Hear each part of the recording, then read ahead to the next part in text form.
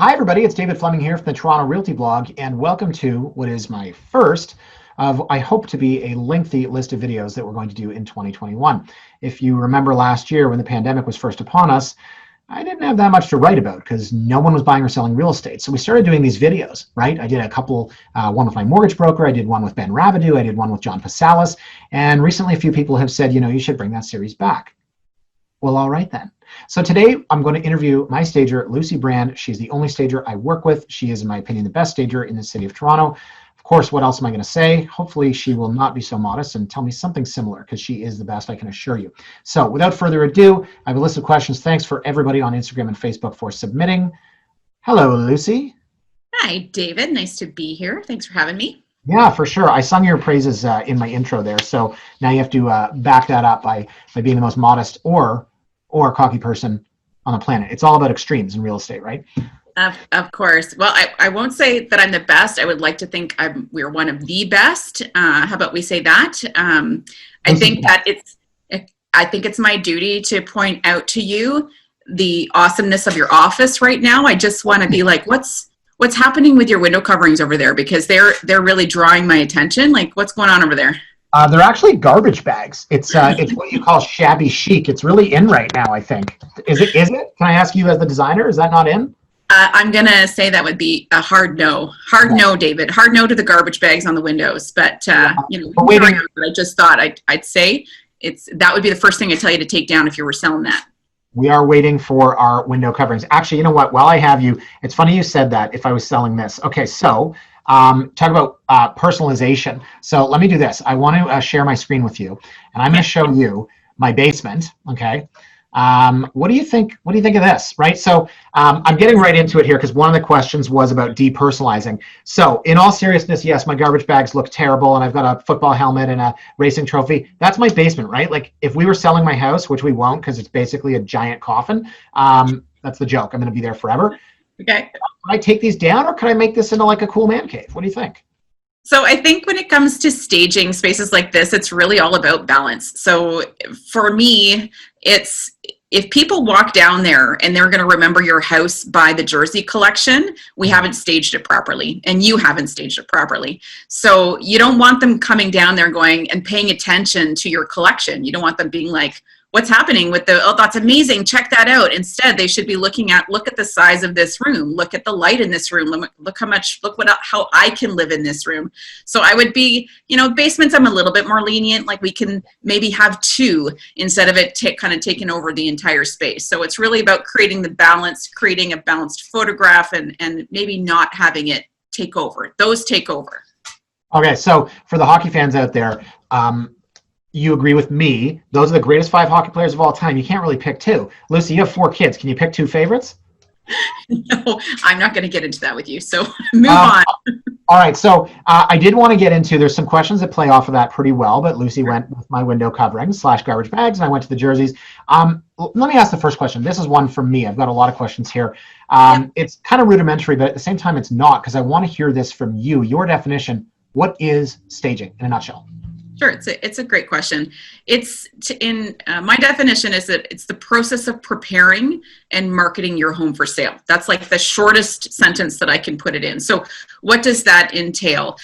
It's not just about making your room look pretty. I think that there are some, ideas out there that us as stagers, we just kind of come in and throw some pillows on a sofa. So I just would like to say there's so much more to the process. So it can involve everything from coming in and addressing all the condition issues. Like we talk about paint, it could be condition of the flooring. We talk about your furniture, what to pack and what not to pack. We talk about preparing to move out if you have to move out. So it encompasses all of those things. And at the very end is when the stagers normally come in and then do their thing with setting the stage. Really, we set the stage for photography, which is what drives the buyers in.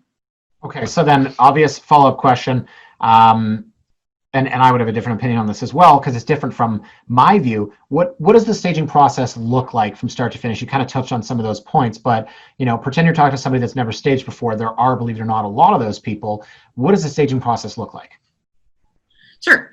So basically we'll focus on when the people are living there, because obviously we do two types of staging, right? We can stage a vacant house. It's not as complicated. It's a lot easier to do. We do a walkthrough, we take measurements, we furnish, right? So there may be a little bit more involved, and we can talk about that a little bit later. But the big part is when people are living there. So it's stressful. It's a very, it's no matter what we do, no one's ever really said to me, ooh, I love packing up my house and moving, right? So the process usually starts with a plan. And so that starts with a consultation with a professional typically. So that's when I would come in, I would meet the homeowners, we walk through the home together, I take a lot of photos, and basically we come up with a plan per room. So we look at, in your living room, these are the things you're going to pack up, these are the paint colors you may need to address, these are the repairs you have to do. So we create a priority plan through that consultation, and then after that we schedule the work. So it's about a matter of scheduling what happens first, second, and third. So we try to help them with that process. And that usually takes most of the time. Most of the time is packing up and moving stuff out of the house if you have to. And then the very last thing that happens is we come in and stage, then photographs are done, and then the property is listed. That's typically the last piece. And that happens right before the property is ready to go on the market. Right. So for all the people that are watching this that have never staged before, I would say, pretend you bought a house today, because this is what we go through all the time. You bought a house tonight, okay? Multiple offers. I call you at 9:30. Congratulations, you've got it. And then I say, are you guys around tomorrow so we can meet with my stager, Lucie? So if you've bought your house and you've got, let's say, a 60-day closing and you need to sell your backup condo, you need to start right away, because as Lucie just alluded to, you may need to paint, you may need to do work, you're going to have to declutter. Of course, this is if you listen to us, which you should, but you're going to have to do all the things that we're going to tell you to do to get top dollar. So I would say from tonight when you buy, tomorrow when we meet with Lucie, you've got one work weekend, guys. Fill your boxes, do what needs to be done. You've got to go and rent a storage locker, put it in your mother's basement, find a buddy who's got a garage. And then next week, hopefully, Lucie and her team are going to come in and stage on Thursday. We're going to do photos on Friday so we can use the weekend to get our marketing together. And then on Monday, final touches. Tuesday we list. So that's essentially how it would look in a nutshell, because this is not simple from my view as the agent. Now, follow-up question here, Lucie, before I'm going to go back. You were talking about renovating, et cetera, which are really good points. And I've got some photos for the viewers. What's the difference between staging and decorating? This was a Facebook question from one of our readers. Yeah, that's a really good question, because I get this a lot. I think the key difference that people need to understand is that when you are decorating your home, you're decorating it for you. So, when I've been hired to come in and help someone decorate their place, all of a sudden now I'm asking them questions. What do you like? What represents you? What's your favorite color? And so it really becomes about that person's style and telling their story, right? So you're telling their story through the design elements that they like in their home. When you stage, it's a complete shift of that mindset. So the shift now becomes on highlighting what the features are in the home. The shift becomes about depersonalizing and taking their story out, which is also why it can be hard for some people to do this, right? So it's depersonalizing, taking their story out, and setting a backdrop to the house with its features of its bay windows and its great flooring and the kitchen coloring. All of a sudden, those become the features that we're trying to highlight. So we do that with, incorporating colors and incorporating things that highlight those elements. So the shift goes from you, and then it goes on the home. That's really the key difference between decorating and design and staging. Right. And so that plays into, the jokes about staging. There's always bottles of San Pellegrino, right? There's always... Right, and you must get that all the time. There's always the green apples. And we have clients sometimes, I had a client once complain, well, I had this beautiful painting that was handed down from my grandfather generation to generation, and your staging team, they stuck it in a box and they put something up that I didn't like. And the answer, what Lucie's saying obviously, is that, well, that's decorating. That's your personal tastes. And yes, it's got value to you. Your grandfather painted it or what have you. And we put up something that you think is cheap, and hell, maybe it is. But it's part and parcel of what we do best, which is marketing the property. That's right. I think that kind of plays into the next question. So, actually, you know what, Lucie, honestly, there's like 3 questions at once. You were talking about personalization, and then we were talking about colors. So an Instagram reader says, why do stages always recommend we paint everything white when most of the new owners are going to repaint? So I'm going to answer that with you while at the same time showing you, right? So this is what you would call decorating. That's and right. personal touch, but it's also a project that you and I did in the West End where we decided to paint over their dark colors with, you guessed it, white. That's right. So, first I do have to say that, I don't have one white that I use in every single house. I think people think that, and some people have their go-to whites, but there's like about 25 different whites that I would use in a home. But this is a perfect room to showcase this, because I walk into places and people are like, oh, I just love this color because it added a bit of drama to the room. We hear that a lot, right? I don't want to paint my whole house this color, but I have this really cool powder room and I wanted to paint it this cool dark color to give it a bit of drama. Go for it. When you're living there and you like color and you want to introduce it, go for it. So they did that in this home. You walk in, it was kind of an awkward shaped room, right, David? Like it was a front room. It was tiny. It wasn't very large, and it had beautiful fireplace, but it was really hard to put the furniture around it. So we had to paint it to make it feel twice as big. Like look at the difference there, right?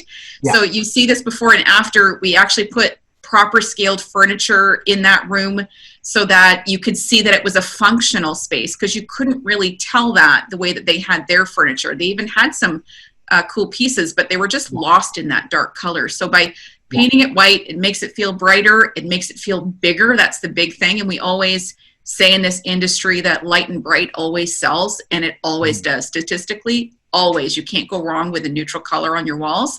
People can see themselves there. And so you literally just touched on the next point. So someone asked me, why would a person stage a vacant house?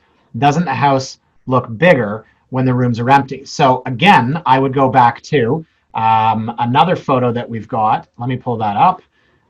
So this was a room that had two massive IKEA wardrobes, a Peloton, and a desk, right? So this was their office, and you can see they had these cushions here.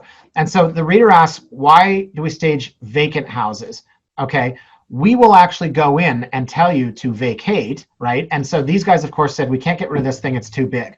Okay, we chopped it up, we put it on the curb, and again, here's where I'm guilty of tooting my own horn, but I feel good about the things that we do. This room needed to be empty so that we could start fresh. Of course, you can see the blue, and we painted it.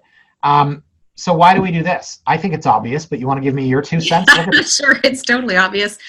So we see this a lot in Toronto homes when, they're maybe not using all 3 bedrooms as bedrooms. So they'll take the smallest bedroom and they'll put a closet in it and use it as their dressing room, or they'll use it as an office and an exercise room. And especially in Toronto, when the rooms aren't that big, you really need to showcase a 3-bedroom home as a 3-bedroom home. Yes. There's oftentimes when I'll take that 3rd bedroom and I'll put a smaller bed with a desk to show both functions, but you would never know that you could fit a full queen bed in there. And the room looks twice as big when we staged it. It was quite remarkable, actually, but that's why we push that point. I think, it's challenging because people can't really see beyond what they have and the work that's involved. But once they have some help, once they have some direction, and then when they see the afters, they're always like, oh my goodness, I had no idea. And I'm so glad that we did that. And of course, we get the place sold. And people can see themselves, see their beds, see how they're going to live in this space. And that's why we do it. We do it because people lack that imagination. They really want it played out for them. They want it shown to them. How can I live here functionally?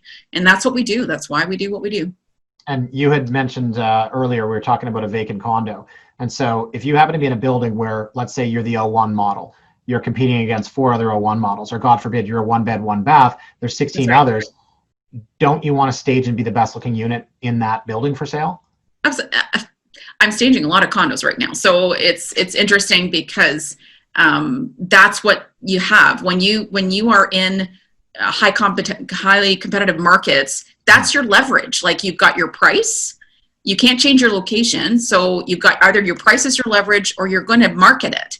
And so what do you have left? Like, if we're staging a bunch of them because of this situation right now. I mean, we stage a lot of condos anyway, but right now it's even more important. Like I'm finding people that getting way more calls for people who've had their places on the market a while right now. It's not selling. Why is it not selling? We need to stage it now. And I'm like, yes, you do.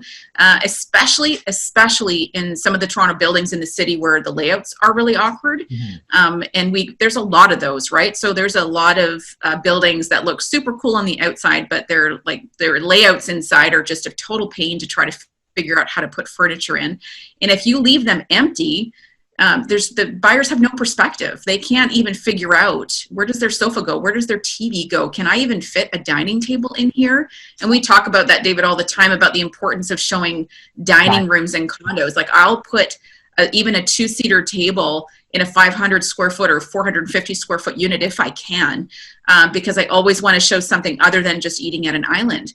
And so we're trying to play it out. People need perspective, and if the place has personality, it's gonna show above the competition. It's gonna look better than anything else. They're going through all their pictures, right? Vacant, vacant, vacant, vacant, and they're gonna hit across the one that's staged, and that's where they're gonna head. So that's why we do it, and it works. It sounds cheesy, but I mean, marketing sells. It does. And you know what? The pretty things, the shiny object, whatever you want to call it. And, I always say, I want to show dining. The reason why is because I've been the young single person living in the condo. I've been the young person dating somebody. I've been the young person engaged to somebody, living with somebody. So when I moved into my first 570 square foot condo, I got a $70 IKEA table that I was going to abuse the hell out of. And my sister-in-law was saying, you've got to get something nice. I said, I am going to eat dinner here every night for 5 years. And I did. By the end, it was garbage. I threw it out, right? But I ate dinner in front of my TV because that's what single men do. Now, single women, and I don't know if this is sexist. I think everything, it's 2021, so it's weird. But I would say this is more stereotyping, but it's based on experience. When you have a couple, they're more likely to eat dinner together, right? So they're going to eat dinner at a table. They may eat in front of the TV. Hell, my wife and I do it, and I'm 40. But when I was coming of age, I realized that there are young single women. They like to have dining room tables. They like to have friends over, right? Guys just sit on the couch. They'll sit on the floor. So I always said, you've got the single guy, the single girl, and the couple. 2/3 of those, because the women are going to make the decision, are going to want to show dining. So I am so big, especially whenever Lucie and I do a condo and I'm standing there like this. We're in a 400 square foot condo with 6 people. I'm like, can we show dining? Can we show dining in here, Lucie? So I hear you on the lifestyle. So I've got another property here. Again, we talk about vacants. So you and I were just talking about that one in the West End where we took their furniture out. I want to show you a vacant that we did. So we got a call, and this is actually kind of neat. So here's the vacant. We got a call from these people, and it was an estate sale, and it was full of stuff. I said, get the stuff out. And they said, but then it'll be vacant.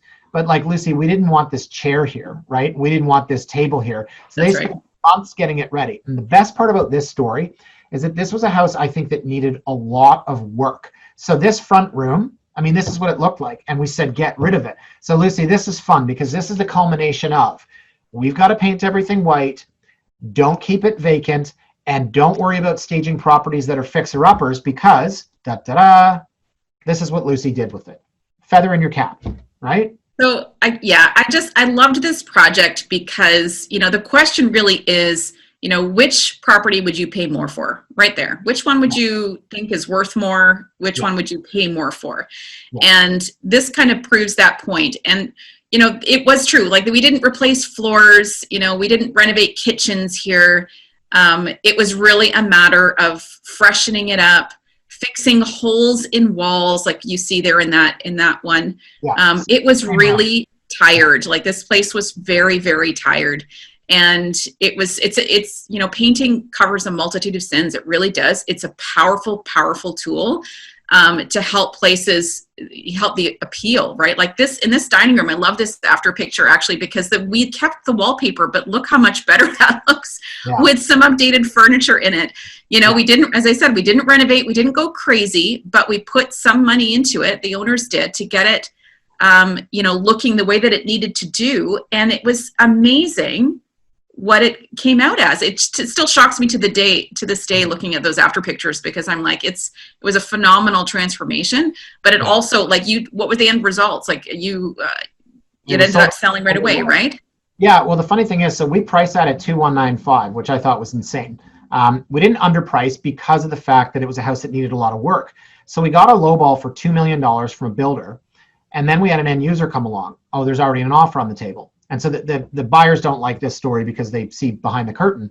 They feel like, I don't know what we should sell for less, but listen, the buyer made an offer for $2 million. Second buyer came along. All I said was there's an offer on the table. They offered us $75,000 over list. So truth is the first buyer came back to list, okay? But once that buyer that was an end user realized there was an offer on the table and they said, I want this, that's what we do as listing agents. So if that first buyer didn't see the photos, didn't like it, didn't think it was pretty, wasn't interested, where would we have been? We'd be with an offer that was $200,000 on their list. I'd like to think I'm good at my job and I could have got them up, but without that leverage, who knows how much we would have got that person up. So brings up a really good point, because I think maybe I didn't mention this before, but when you leave a property empty like that, and you're selling it in as-is condition, you're going to sell it for an as-is price, right? So if the truth is even if it's vacant, and let's say you even freshen some things up, when you don't have furniture in it, all people are doing when they walk around the home is really making note of everything that they have to do. They're making note of all the deficiencies. They're making note of all the things that they're finding wrong with the place, because there's nothing else to draw them in. They're not having an emotive response. They're not like, when they walk in, their eyes go wide saying, I love the feeling of this house. That's what staging does. Staging helps to evoke that, right? Like, we're trying to get them on board with this property, and buyers buy on emotion. And I think it's really interesting, because I've been in so many properties, and I'm sure you have too, where, immediately you walk in and people are like, oh, somebody's going to tear it down. I'm not doing it. Somebody's going to tear it down. It's going to be a builder that buys it. And I can't even tell you, sometimes that's true. That does happen. But there's so many times where we've been surprised by who ends up buying the house. So that's why we market it across the board to potentially an end user or a builder. But the perceived value is more when you walk in the door than if you left it with the terracotta walls and all the holes everywhere. Like, it's just, people are going to be like, oh, I can't move in here. They could move in immediately if they chose to and renovate at a later date. That was also part of our plan, right? So Lucie, one more thing I wanted to touch on. We keep talking about all the work that we're doing to these houses. Now, I'm going to be honest, okay? Hire me. I'm not physically going to paint your house, okay? But you and I have done a lot of projects together, and there's one that I saved the photos of here, which was just amazing, because this was a condo that had basically been rented by the same person for 10 years. And it is in a building where the worst building materials were used, honestly, and it was falling apart. So Lucie, you and I, and again, I'm tooting my own horn here, you and I work together, not just to stage properties, but to walk into a property and tell people, here's the kind of flooring you should put in. This is what you should do with the kitchen cabinets. These are the light fixtures that you should get. Replace this carpet, rip out this vanity, put this one in. And no, we're not actually doing the work. But honestly, what we did for those people, I don't believe any other agent in the city would have done. No stager, and we even gave them the contacts to do it. So let me show you the photos of this. What do you do with this, Lucie? Like, people, they thought, we got to rip all this out. That's what she said, but we didn't. No, so those are the kitchen cabinets. They were quite lovely. They were probably some of the more rough cabinets that we see. That island that's in the middle, I think you probably have a picture of that too. Oh, the island was falling apart, right? It was really falling apart. So it's very rare that we agree to this, but we decided that it would actually be beneficial because it wasn't actually attached to just throw that out, which is what they did. But we have wonderful tradespeople that we work with, and we painted that cabinetry. We had them sand it all down, properly prepared, and they painted it on site. Which we do a lot of. It's amazing to me, the after pictures of, like, there you go, like, that's just night and day. It looks like a brand new kitchen, and that's just paint. And so new floors, new lights, and I said painted cabinetry, and of course all the walls were painted. I think we changed a vanity in the bathroom in this, if I'm not mistaken. We did. We refreshed up the bathroom, but really aesthetic stuff, right? And it was amazing, the difference that it made. And of course, staging it to really showcase how big it actually was amazing. The before and afters are phenomenal here. Yeah, and so check out, this is the after, okay? This is the bedroom carpet. And so they said, like, oh no, we don't really know if we want to get into carpet. At the end of the day, you rip the carpet up and you throw it in the dumpster. And if you're going to do flooring in the living and dining and kitchen area, there's no difference there. Just rip the damn carpet out and put in the new flooring. So, this was, I felt, a feather in our caps. I know I've used that already, so I'm being unoriginal, but like, we ripped out that island and we put in this, and it's staging. But it's absolutely night and day. And so, you're right. We don't do it for everybody. It's not to say that we wouldn't. It's more to say that not everyone needs this. But, That's Lucie, right. we can do, you mentioned painting. So painting kitchen cabinets. Here's one that we did at 700 King. Okay. Yes. And so you mentioned that most people think that they have to rip these cabinets off and take them off site and spray them, but they don't. That's right. They don't. No, they don't. So painting cabinets is, that after picture is so great. Painting cabinets is honestly something that we do a lot. And part of the reason is that we found resources for people who can do them on site and do them well. I think I say that carefully because I've had people say, oh, I can do that. And they're going to go and do a DIY and they're worse after. So I usually say to people, if you're going to invest in anything, if you're going to paint a room by yourself, go for it. But if you're painting your cabinets, hire a professional because they know what they're doing. So I only trust a few people to do them. And it saves so much money to get those people, because there are some people who might come in to quote you to paint cabinets who might say, oh, we have to take them out to get sprayed. And to that I say, no, well, no, you don't.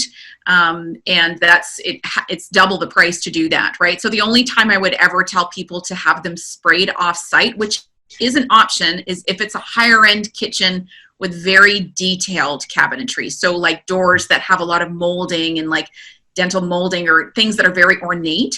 It's hard to get an even finish if it's really ornate molding. So then I would say, yes, worth it then. And typically you see those in really expensive kitchens or higher end homes. But these condos and these Toronto homes where kitchens might not be that new, most of the time it's like a slab door or they have, shaker style trim around it. So pretty easy to paint. We do them all the time, and the before and afters are amazing. And people always ask me, they always say, oh, don't paint the wood. Why do we want to paint the wood? I'm like, well, because it's like worn right off and we got to paint the wood. So, I'd only do it when I know it's going to make a big difference, but man, does it ever make a big difference. Yeah. And we've done those. I put those photos up before. We've done those, I don't know, probably 100 times. And it all starts the same. People go, oh, you can't paint these. And then, you saw the end result there. So I've had a few questions on the pandemic. Someone said, how's the pandemic affected your staging services?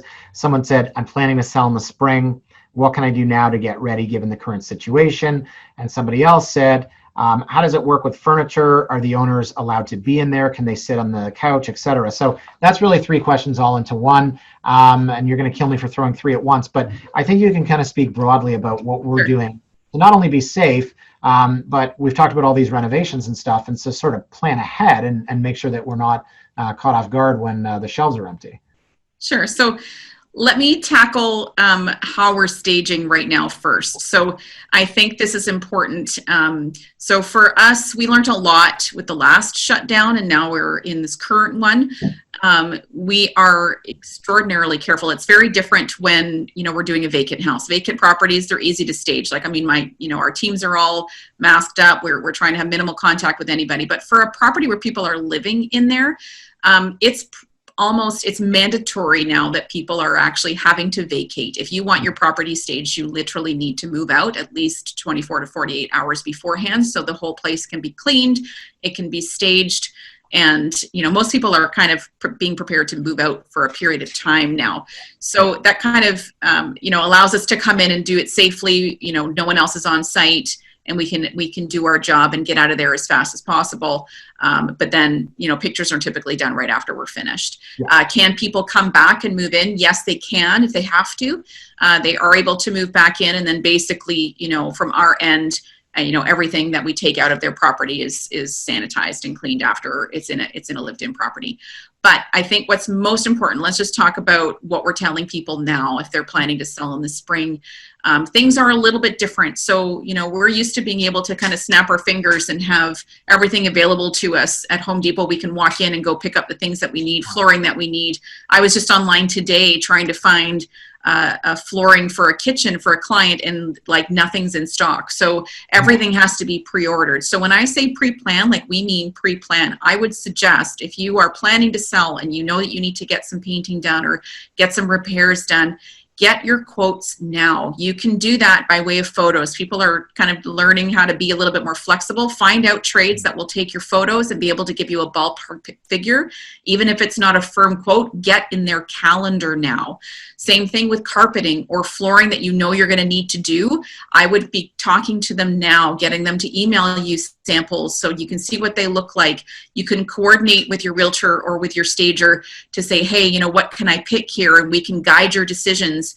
But I would get that flooring ordered if it's not in stock, and I would get on their schedule saying, when we're ready to reopen, you know, get us in for the month of April. Even if they don't have a firm date for you, please put us on your list of people who need to have this work done. Because if you're hoping to get everything done last minute, you will be disappointed. So that's my first thing that I'm telling people to do.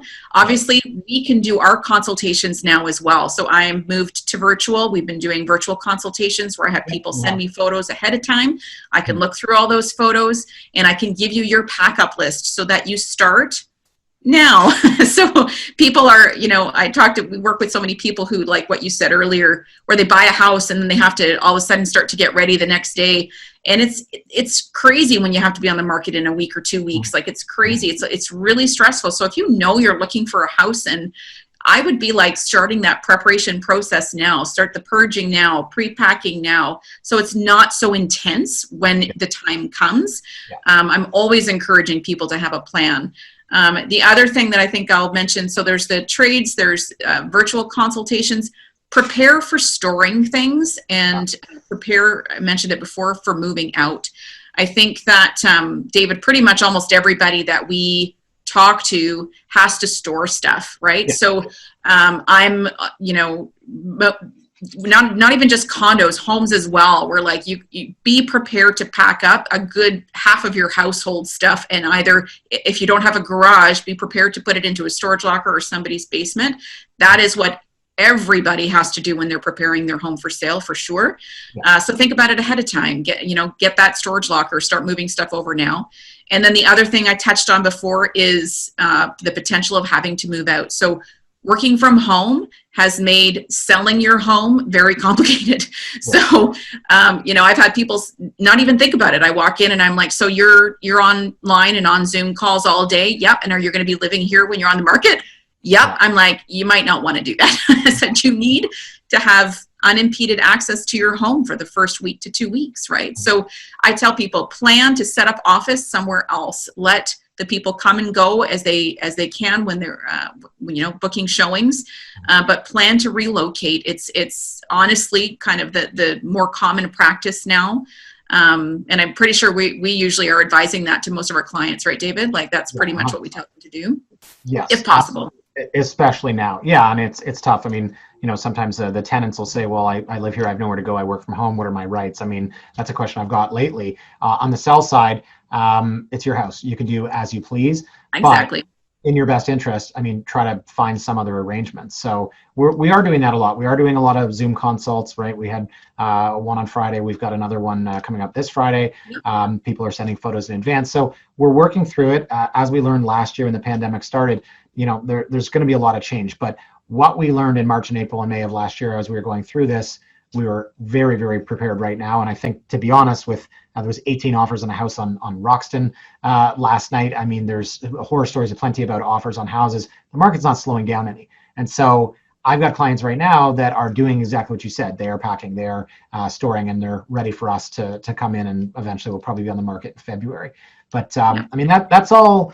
Okay, so that's all serious stuff. That's all, like, I'm actually anxious from talking about COVID and staging. I have saved one question for last. This was a key question. Someone asked on Instagram, what is your favorite room to stage? I never even thought about this as a stager. Favorite room to stage. Okay, so that's a good question. That's what I thought. Okay, so if I had to pick a favorite, you know how much I love kids, right? So, I'm I'm a sucker for a really cute kid's bedroom for sure. Maybe that's just my maternal instincts kicking in because my kids are all teenagers and their rooms are disgusting. I'm just saying, but it could be that. But there's nothing I think more satisfying to me also, like when we walk in I call it a first impression room, right? Like I gotta say the living rooms always take my breath away. If we can do something really fantastic with that first impression room, especially give it a really nice fireplace, and something really unique in there. Those are my favorites. Anything that's got some unusual character or something that we can really play off of. I think those, and we have a lot of those under our belt at this point. I've got some favorites that come to mind, like church conversions and unique places like that we love to do. I think those are probably up there with my favorites, but I got to be fair. Like I love my job. So before and afters are my favorite things, and every place has the potential to be an amazing before and after. It really does. This is true. And even a boring cookie cutter condo, as you mentioned, you said earlier, the ones that are odd shapes. I mean, new condos, you've got pillars to deal with. You've got rooms with no windows. You've got odd angles. And like, look, I don't sell pre-construction and never have. And I've been saying this for 18 years, but the condos that are being built right now, people are buying off of paper. The developers are making these weird little spaces. And so to Lucie's point, you really, really have to stage these. So I guess they're all fun jobs, right? Well, except when you're staging in a blizzard or a rainstorm. I don't think my team would agree with me because they're the ones moving the furniture in. But overall, yeah, I would say so. Well, believe it or not, that is all we have. I can't believe it. I got a lot of really good questions, I think, from people. Staging is a hot topic. I mean, everyone loves design, decorating. I mean, God, Toronto Life is basically, all they are is like real estate and food, both photos of stuff. And that's it. That's true. An article, like everyone just loves to talk real estate and talk design and staging. So, Lucie, thank you so much for doing this.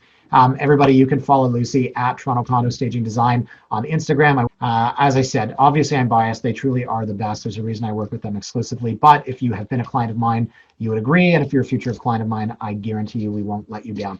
So Lucie, thanks so much. And I look forward to, I'm probably going to see you when the market's busy. I usually see Lucie like 3 to 4 times a week. I see her more than some of my own family, but I will see you for a virtual consultation online on Friday. All right. Thanks so much. Have a great day. Bye, guys.